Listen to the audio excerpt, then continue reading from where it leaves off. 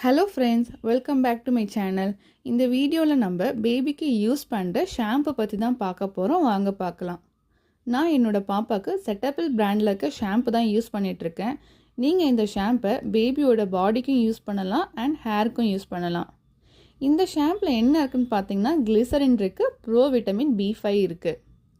And இந்த shampoo வந்து நம்ம யூஸ் பண்ணுறதுனால குழந்தைக்கு எந்த ஒரு இரிட்டேஷனும் இருக்காது.